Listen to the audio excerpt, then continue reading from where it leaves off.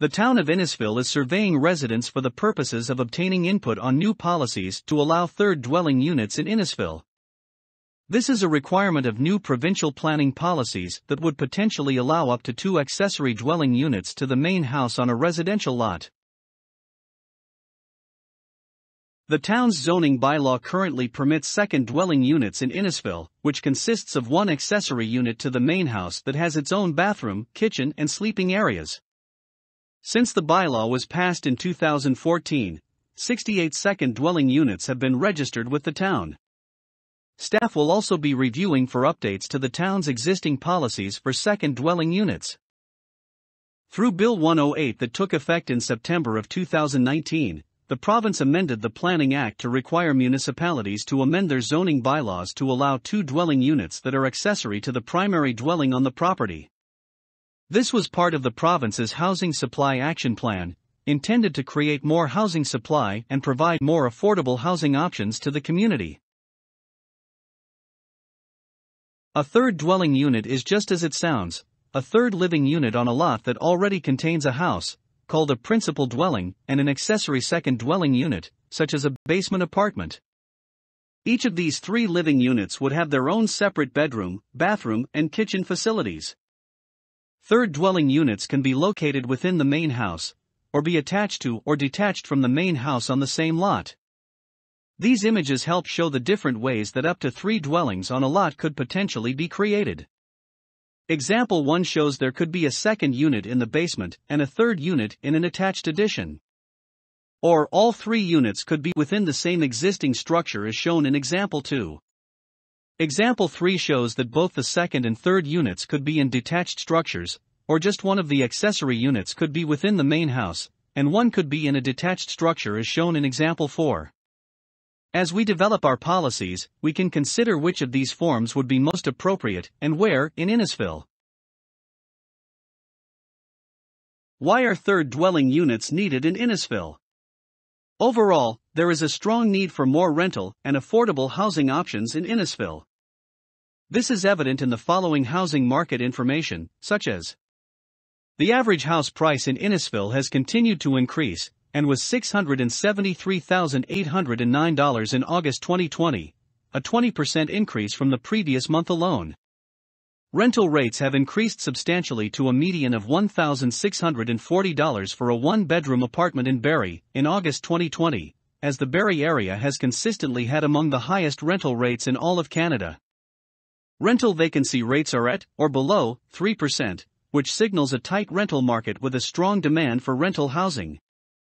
There were 428 households in Innisfil on the county's social housing waitlist in December 2019, a 73% increase from 2016. The County of Simcoe's affordable housing strategy specifies a target of 224 affordable units for Innisfil by 2024, of which only 96 have been built thus far. This affordable housing target is needed to help address the fact that in 2016, about 1/4 of all Innisfil households and nearly 1/2 of all renter households were spending more than 30% of their income on housing. In addition to providing more rental and affordable housing options in Innisfil, third dwelling units can also provide other community benefits. For example, rental income can provide economic benefits to the homeowner to assist with mortgage payments, and can assist individuals in qualifying for mortgages to purchase a house with legal accessory units. Legal accessory dwellings provide increased safety for tenants as they are built to meet the health and safety standards of building, electrical and fire codes. Third dwellings can provide support for flexible living arrangements, such as a separate living arrangement for a family member who for health or safety reasons may no longer be able to live on their own. And third dwelling units help optimize the use of existing housing stock and servicing infrastructure with minimal impact on its built form. The survey is requesting feedback in 3 areas.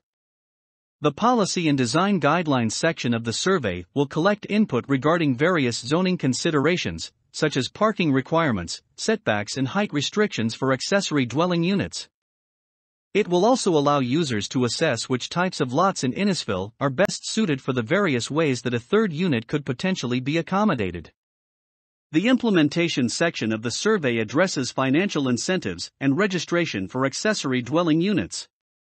The County of Simcoe currently provides a secondary suites program that property owners can apply to, for up to $30,000 in additional funding.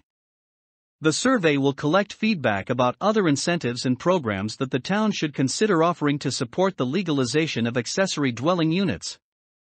Additionally, the town currently requires second dwelling units to be registered with the town. The survey also collects feedback on whether the town should require the registration of third dwelling units, and how often or whether this registration should be renewed. In conclusion, there is a strong need for rental and affordable housing in Innisfil. It is becoming increasingly more difficult for residents to find an affordable housing option. Implementing third dwelling units is a great way to quickly add units to the rental market while respecting the character of the surrounding neighborhood.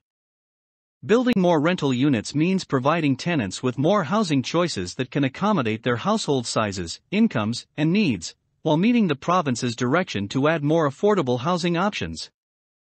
The next steps will be for town staff to use the public feedback from the survey to help draft a zoning bylaw amendment that will be presented at a public meeting in early 2021.